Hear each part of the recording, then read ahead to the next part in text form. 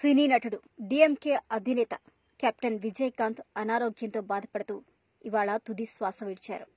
ఆయన ఆరోగ్య పరిస్థితి కొంతకాలంగా విషమంగా ఉన్న సంగతి తెలిసిందే. ఈ మధ్య కోలుకుని ఆసుపత్రి నుంచి డిశ్చార్జ్ అయిన విజయకాంత్ కోవిడ్ బారిన పడ్డారు. చికిత్స పొందుతూ తుది శ్వాస విడిచారు. ఆయన మరణ వార్త తీవ్ర విషాదాన్ని నింపింది.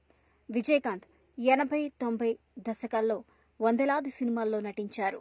విజయకాంత్ తమిళనాడులోనే కాదు, తెలుగు రాష్ట్రాల్లోనూ ఎంతో మంది అభిమానులున్నారు. తర్వాత డీఎంకే పార్టీని స్థాపించిన విజయకాంత్ రాజకీయాల్లోకి అడుగుపెట్టారు. విజయకాంత్ సామాన్యులకు సైతం అందుబాటులో ఉండే నాయకుడు అంటూ తమిళనాడులో మంచి గుర్తింపుంది.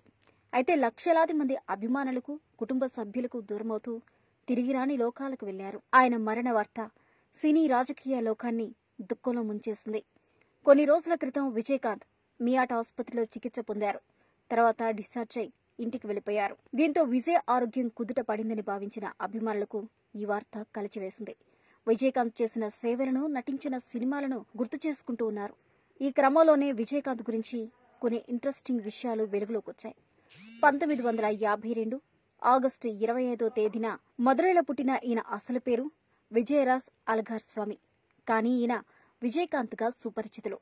అయితే ఈయన 1979లో ఇనిక్యం ఇలమై అనే సినిమాతో తమిళ సినీ రంగంలో కాలుమోపారు. మొదటి సినిమాలో విలన్ గా చేసిన ఈయన ఆ తర్వాత అనేక చిత్రాల్లో హీరోగా కనిపించారు.